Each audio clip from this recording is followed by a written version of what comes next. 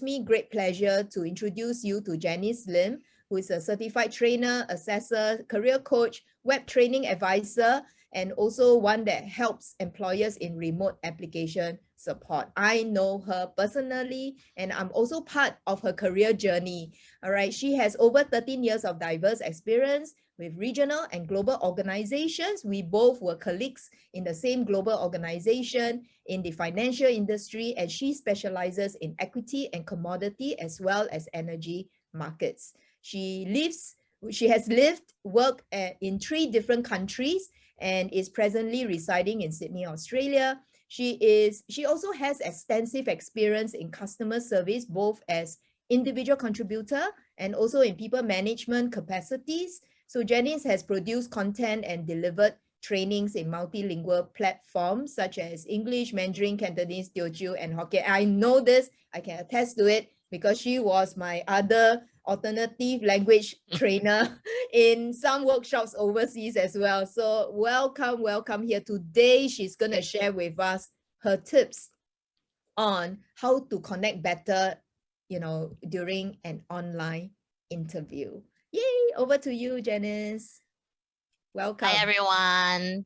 Hi, Melvin, excellent presentation just now. I was like, gosh, thank God he covered all the bases. Right, so I won't bore everyone by going over what Marvin says, because whatever he says, I totally agree. And it is also something that I want to bring to everybody's attention. But so this session, what I'm going to share is more of what my experience for as a interviewer and an interviewee, because I have the pleasure of sitting on both sides of the table. All right, so like Eileen said, I was a certified trainer, so I was given the opportunity to set up my own team. Okay, so I was sent to Philippines to set up my own team. Okay, so something about Janice. All right, very simply, as Eileen said, I work and live in 3 different places. So I am a Singaporean that has migrated to Australia for when I was very young, and then so now I call Australia home. All right, so but Singapore is still very much my home. I'm equal part Singaporean and equal part Aussie. So then I was given the opportunity to go to Philippines to set up a team. So I lived there for a little while. So notice all the, there is 3 flags. These 3 countries, I think everyone knew, Hong Kong, Taiwan, and China. So during my career as a client trainer, I started off working with client in Hong Kong. So hence the language skills comes in. So these are my client focus, primary client focused. Currently, my client focus is now back into Australia, thanks to COVID. All right. So just to go through some of the companies that I've been with, I started working in Australia. So does everyone know these 2? Anyone seen these 2 before? No? Okay. This one is the Commonwealth Bank of Australia, my very first job. And then the next one is TD Waterhouse, a Canadian, it's a Canadian company. All right. And then that Citibank, which everyone will be very familiar with. And then Reuters, Thomson Reuters, that's where me and Eileen met. All right. So it is during this time, during the Thomson Reuters period where I was sent to Philippines to set up my training team. And then afterwards, I kind of like had a brief sting with Eileen. I did some freelancing workshop with Eileen. And then during COVID, because of COVID, I was grounded. So I can't fly. So I can't go back and help Eileen. And so we only did very minimum remote training workshops. So during COVID, I landed myself during COVID, I landed myself a job with this software company called Vinci. So it's primarily more on application support. It is pretty much going back to my roots, where my during Reuters, I start off as a help desk support executive. So this is more of a consultant role with Vinci. I'm helping them to set up their support desk and also putting in some process. So I am, Eileen, I don't know if I told you, very good news. I've landed myself another job. just a bit outside of COVID. Yes, of course, applying all the techniques that we preach. Yes, yes. I am now Good with. job. Congratulations. Thank you, thank you. I'm now with SAP. I'm a implementation coach. So All very right. similar to a client training role, but that is more of a project management type of role. Between SAP and Vinci, it's a space of eight months. So yeah, this is where I am on the interviewee side. Everything these two, Very yeah, nice. these two roles, my job interviews are all on the remote, 100% remote because of the lockdowns. And even though we're fully open, but company still reckons it's best that we do it remote. So yeah, that's my experience. And then now, so tips on interviewing as an interviewer and as an interviewee. Which one should we start first? Okay, let's do the one that is closest, the interviewee side. Well, no, let's do the one that I'm more confident, the Yes. interviewer. Okay, so whatever Marvin has covered in his previous session is actually relevant, and then it's actually the flip side when you look at from the interviewer impression. All right, first impression, how do you portray yourself? How do you carry yourself? Some people will say, this is, I'm actually doing it remote. It's different to a face-to-face. But actually, there is no different. Face-to-face or remote, you still have to carry yourself properly. Okay. Give you an example. When I was hiring for my trainers in Philippines, I interviewed this guy. He is my first. I got 2 rounds of interviewing, or actually 3 rounds. The first round is I insisted that I do a remote because that's my training team. My training team is to start it off as a remote trainer. So I hire you to use remote tools. So I set up the first session. I speak to this guy. He come on. I read his CV. Impressive CV. He has an MBA. He's doing master degree in finance, and then he graduated from the best uni in Philippines, the UP, University of Philippines, with top grades. So everything is good, and his experience is relevant. Very nice nature, soft spoken, which is something that I'm looking for. I don't want a person that is too aggressive because you are a trainer. So, but then there is just this thing that doesn't click, and I don't know what. But finally, towards the end of the interview, it clicks. I know what I was why I'm not feeling that attracted to this person. But I was contemplating, should I or should I not tell him? Because I don't want to come across as rude. But then I hate to see him lose this opportunity as well. And I hate to lose a talent. So at the end, I go, heck, if he's angry at me, too bad, you lose an opportunity. But if you are not angry with me, then you have a chance. So I told him, you know what? You fit all the bills and you tick all the boxes for me except one. I go, oh, what is it? I go, because he's a guy, okay. I'm not sexist, I'm not racist, I'm not anything, but I'm just saying that you come across because he's not clean shaved. He has his stubbies. And us Asian, when we are naturally not as hairy as the Caucasian. So when you have stubbies, it gives me a feeling of unclean. So you're not tidy. That's what I was trying to tell him. I said, I hope you're not offended, but I felt like you are not tidy. So if I put you in front of a camera, I don't know what my client's going to feel when they sees you like that. So I go, oh, okay. Thank you for telling me. I wasn't aware. So I say, and also because he wore a round neck t-shirt. So I go, even though I only see the first part of half of him, but he wore a round neck t-shirt. So I said, I want somebody a bit more proper. So I go, all right, I get you, Janice. If you give me the opportunity of the second interview, I will show you a different me. So I go, okay. So obviously he's not offended, thank God. So yeah, we organized for a second interview. The next time I see him, actually I met him in the office. He thought that it was still going to be a remote, but then we actually arranged for them to come into the office. And guess what? He clean shave, he gelled his hair, and he put on barong, which is the national national costumes. And this is the most proper costumes, dress codes a Filipino can come in, like a guy. So I was like, whoa, this is impressive. And immediately I gave him the job. Well, not immediately, after the interview. And the third interview, I think he impressed my manager, Eileen, as well. Yeah. So first impression is very important. All right. You don't have to put on your best dress or what, or put on a ton of makeup or whatnot, but just dress for the occasion and make sure dress for the role. Yeah, I Right. think the key differentiator is dress for the role.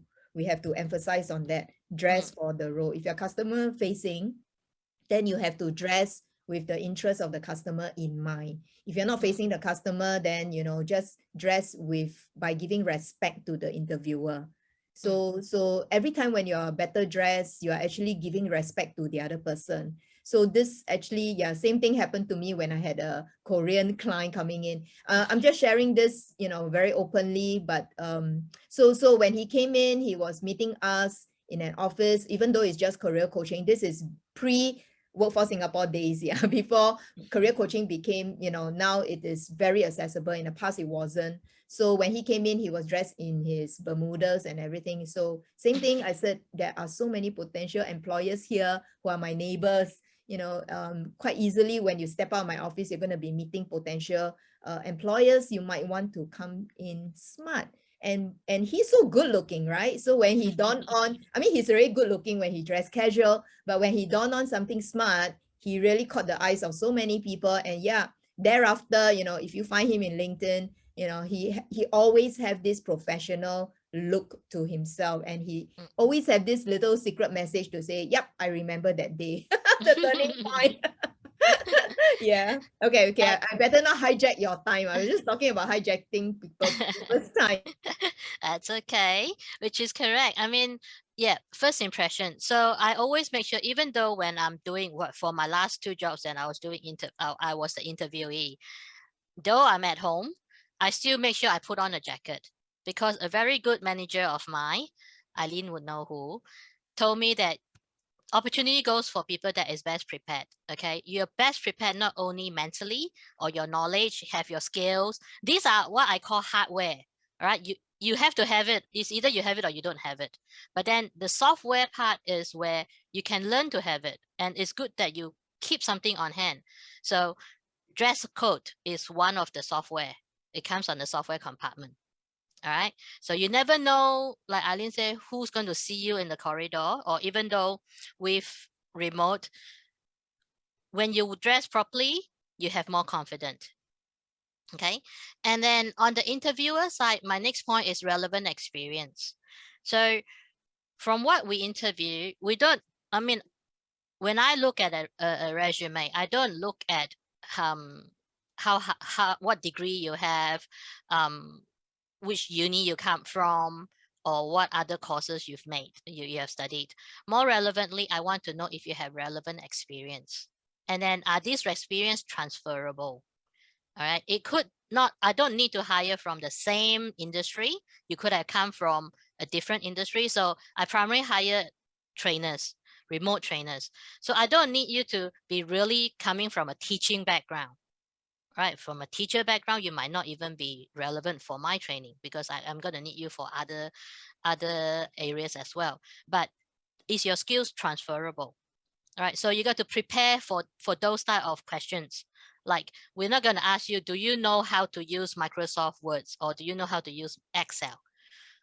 Who doesn't know? But do you know how to train people to use Excel and train people to use Microsoft Words? That's a different story. Okay, so you got to make sure that you bring in the type of, prepare yourself for the type of questions that you might say, oh my God, you might walk into an interview and say, I'm not very confident with this role, because this is really not something that I have a lot of experience with. But then remember, your experience are transferable. So in this time era, I think we're way past the fresh grad where we only know what from our books. We all come with experience. So more importantly, do we have the relevant experience to this role? And can we for my other experience, see, I walk into my interview, my previous role interview, saying that I don't have project management experience, as in I really don't have a certificate to certify that I'm a project manager, but I set up a team in Philippines all by myself. And during my downtime, I have prepared dinner parties to the extent of project management, because I actually have to time it all down on shopping ingredient, time to prepare, time to cook, and make sure all the dishes on table on time, nice spiking hot, and everyone enjoy. So that to me is a project as well. So you would have thought project management is all work related, but the way I see it, hey, I might be organizing a social event, but it is also a project management as well. Because if you don't time that correctly, your food is either going to be too hot, too cold, or not in time. Right? No one's going to enjoy that. Okay. And typical question that I would aim for, like I would also ask, is problem solving skills. So prepare yourself with problem solving skills. You're going to have people asking, if you have difficult customer, how do you handle this? Right. Marvin might say there's so many questions online. You can go Google it or go watch YouTube, and then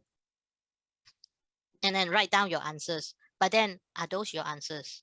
If I sit there and interview 10 person in a day, everyone would have done about the same thing.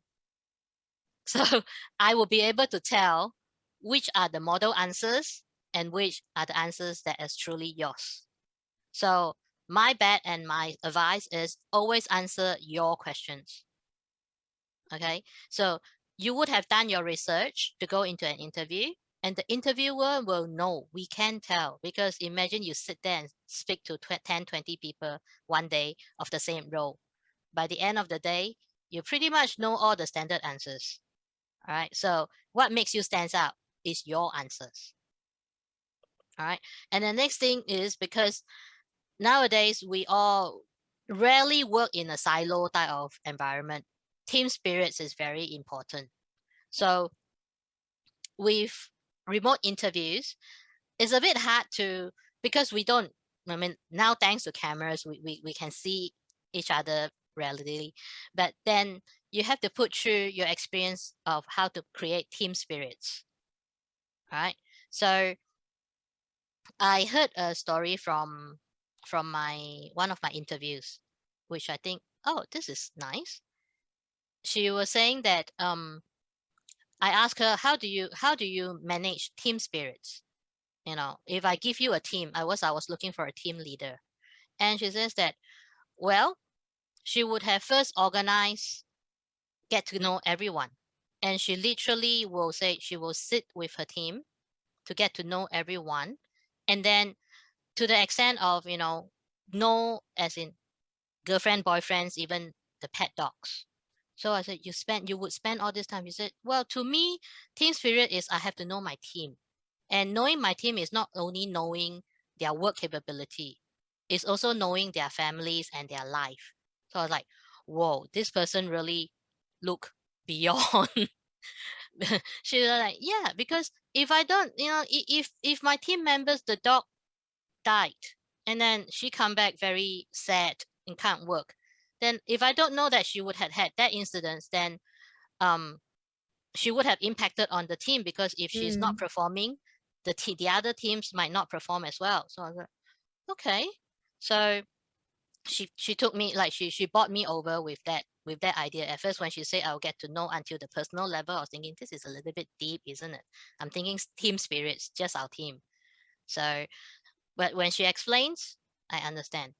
And then from my perspective, because I'm very much on the customer service side as well, so the willing to go the extra mile is also part of what I'm looking for. So as a remote trainer, this make it even more predominant, because we don't have the face-to-face trainers advantage of, hey, I can bring a chocolate for my client, right? So remote training client, I need to know how you can do the extra mile for me. Right. So one of the story that I shared with my client is, like, I had this person, she was telling me I said, how do you show me that you can help this client? And then she was like,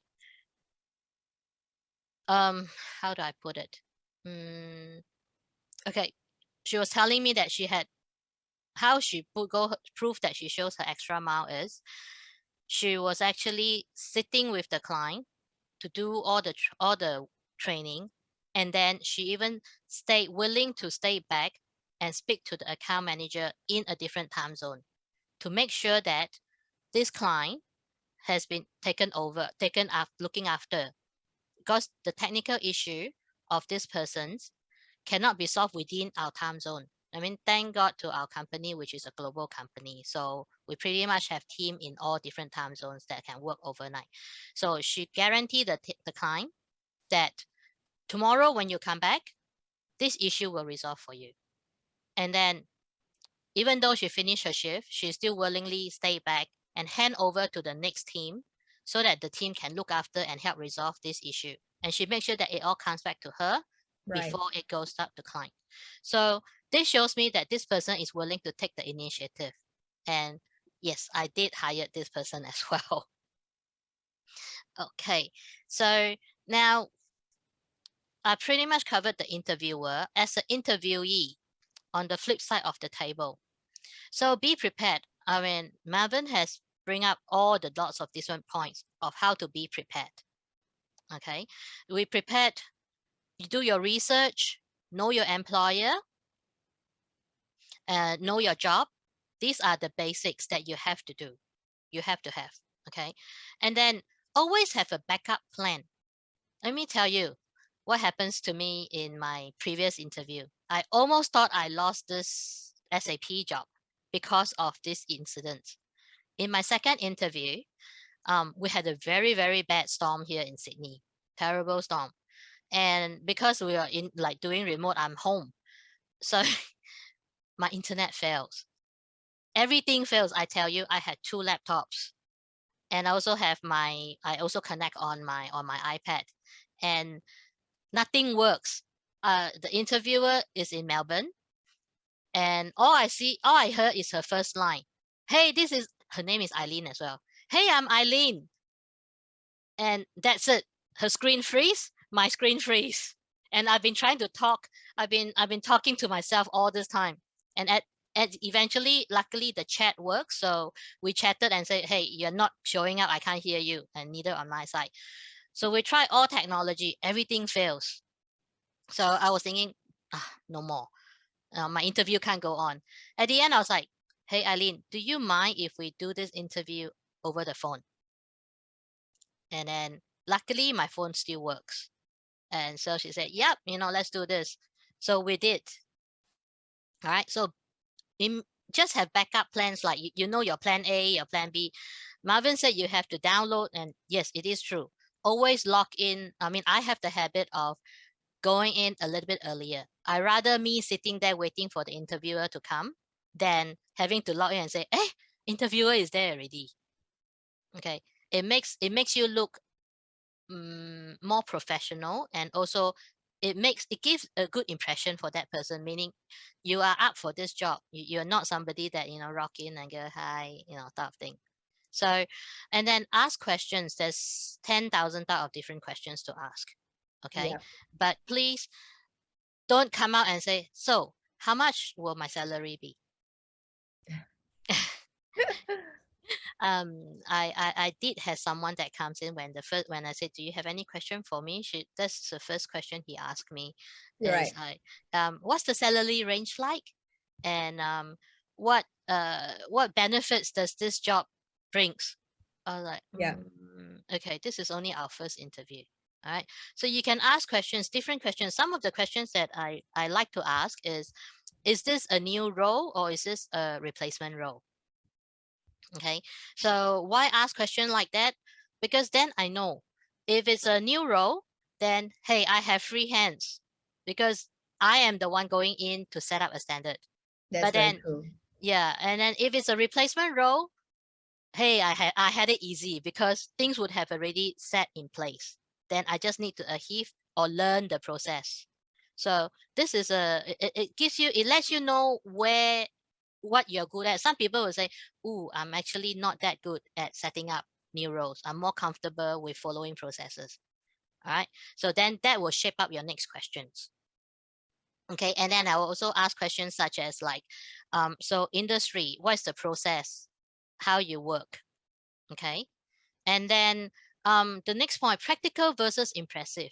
This is again relevant back to my question about relevant issues and transferable, because you want practical answers. You want it to be impressive. All right. You want it to be your answer. Not a standard answers that you download from website or you find from YouTube. All right. Be yourself. Answer truthfully. You know, you know. You don't know, you don't know. Don't have to make up the answers. All right. So the reason why I landed with SAP job is because honestly, I haven't been on the interviewee side very long time. So when I was sitting there, I was that nervous, but somehow or rather, connection, it happens. I connect with the hiring manager, and I start to relax. I start to think, hey, I'm doing this remotely. I'm at my home. I'm in my home turf. You should be comfortable. Should make yourself comfortable. If you need to, find the most comfortable chair in the home. Just make sure you look at the camera. You dress properly. If you need to hold a cup in your hand, to keep you, do by all means do that. Just make yourself comfortable and then answer your question honestly and truthfully. All right. My hiring manager asked me, how do you do your remote training? How do you know that your training is successful? So I don't know. I look at her and say, honestly, I don't know. I can't tell you. But I know my training is successful because of the way the questions my client asked me. And I thought, oh, bummer, this is going to be, you know, not the standard questions, because I don't have, I could have thrown him like, I could have thrown her at her, say, I have a survey and all that. But I say, honestly, I don't know. It's just from what my client asked me the questions, I kind of like have a figure. I know where my client will be, like how much they know. And then I also know if I should tune my speech to faster or slower, because sometimes I speak too fast and sometimes I speak too slow. So then somehow or other, the hiring manager buys me. She buys this point. She said, yeah, this is what I'm looking for in terms of remote training, because we don't have that face to face and we can't see a lot of body language. So he says, okay. So that's what I meant by, practical versus impressive. I could have gave her a textbook answer, but I was thinking, why not? I mean, answer of honestly, truthfully. All right. And then after the meeting, after the interview, always send a thank you note.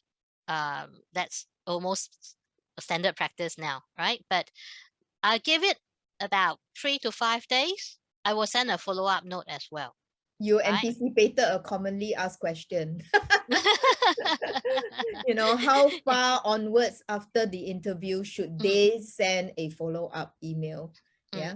Because usually in a good day, the interviewer would have told you how long it's going to take, their processes, and like for The SAP, hygiene side, yeah. I was very lucky that my hiring manager actually told me straight away that I like you. I'm going to organize a second interview with you.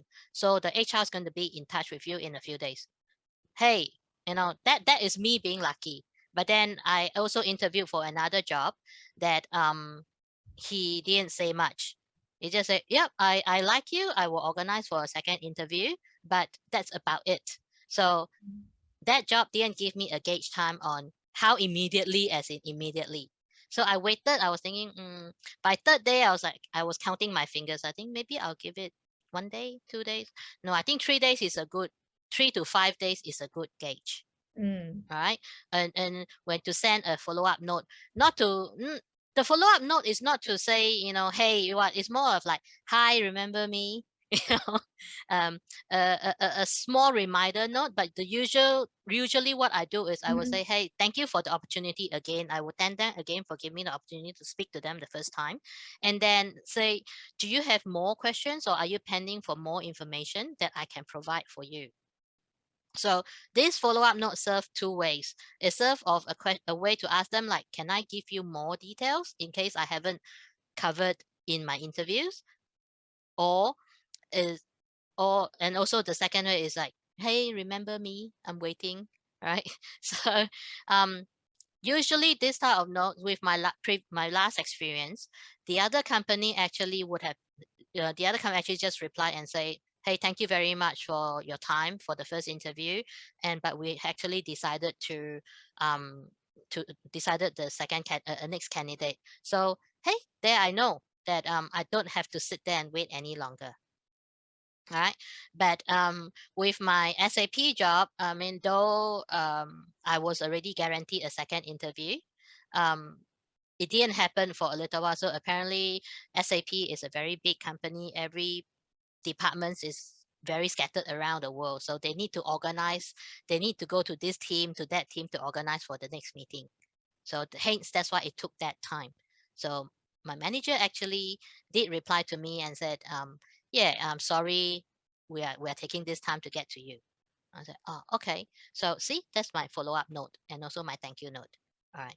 And then it's always good to connect, but please ask permission first. Like we can freely search in LinkedIn this person or our interviewer or the hiring manager, but then don't just search and then send a connecting message to this person. Maybe you can ask a permission, because with like me with my hiring manager for SAP, she actually say, hey, search me up, connect me in LinkedIn, connect with me. So I said, okay. So I have the permission. I went and do it. Okay. But then I also have people, because before I leave Vinci, I was helping Vinci to hire my replacement. So I did again remote training, remote interview with Vinci as well. And one of the interviewee that I interviewed, without my permission, she looked me up. There's no problem with looking me up. And then she started to send me a connection invite, but then she didn't even take up the offer. So so why would I want to connect with you while you didn't even take up the offer? And so that's why I said ask for permission before. It's a courtesy, type of Mm, manners. Yeah, Eileen. yeah. Okay. Okay. Yeah.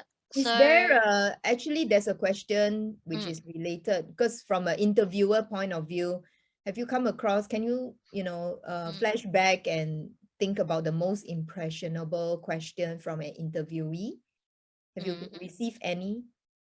mm, I did Mm, actually. I wow. have two, but then they are one of them they are not a good memory. One good memory and one not that good memory. Okay. Okay. Um, the not that good memory is actually the most recent one. The lady that actually I interviewed for Vinci, that didn't take out the offer. Her question is, why are you leaving?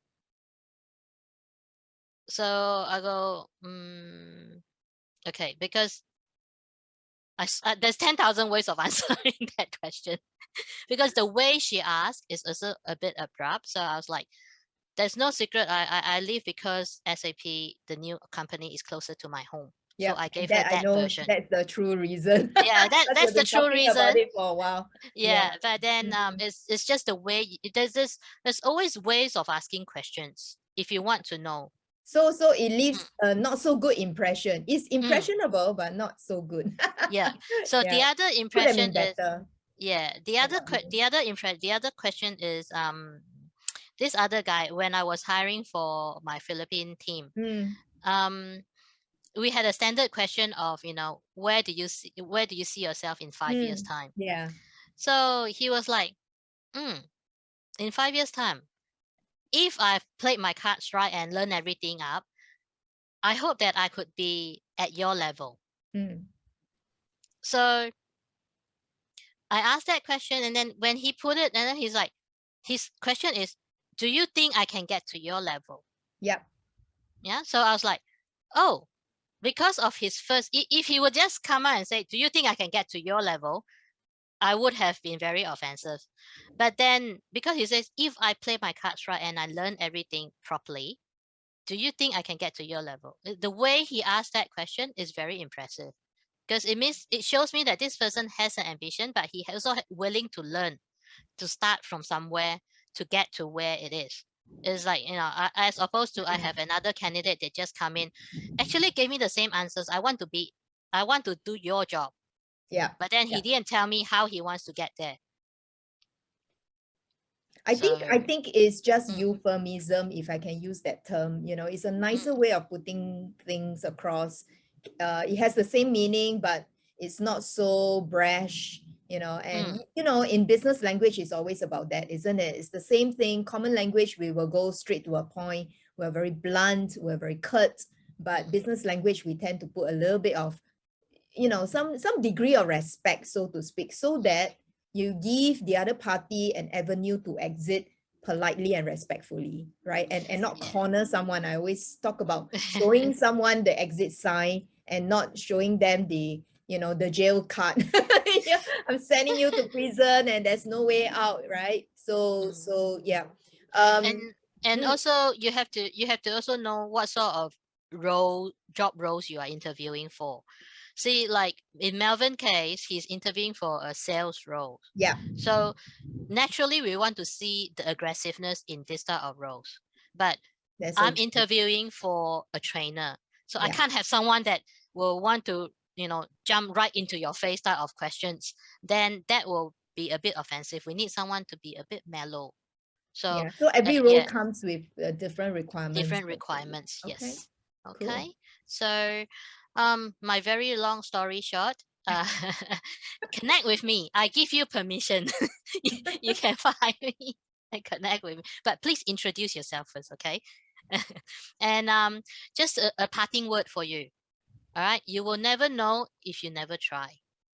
All right. So go out and try, apply for any roles, any things that you think you have relevant experience and transferable knowledge of that particular role. Just try it, because Vinci Software is a software company. Through Reuters is pretty much on the software side as well.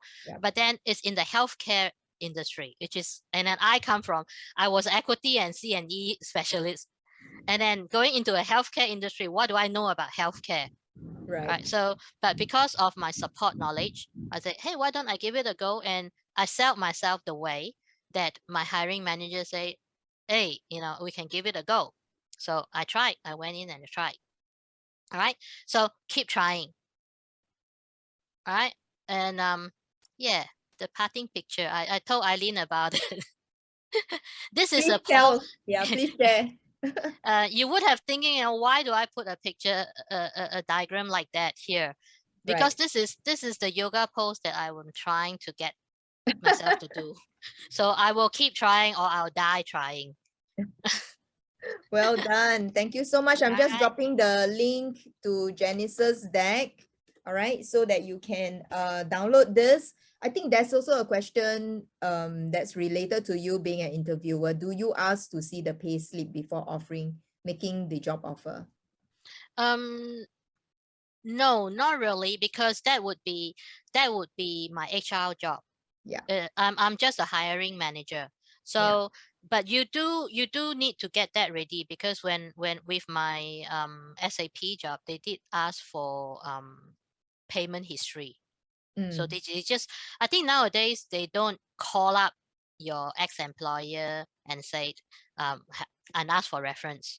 As far as I was told, in Australia, we don't do that much anymore, because of privacy, and also work equal opportunity, because you don't know if the manager holds a grudge against you for whatever reason, and they might say something bad about you that will cost you the opportunity.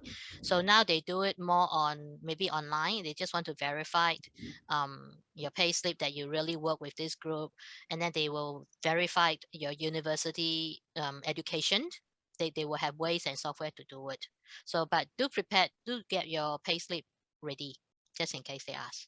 Yeah, I think it's more of a compliance kind of question, if you ask me, because I know HR has a list of items they have to cross out, right? Yeah, I see Melvin nodding his head in rigorous agreement. That's great. Thank you so much.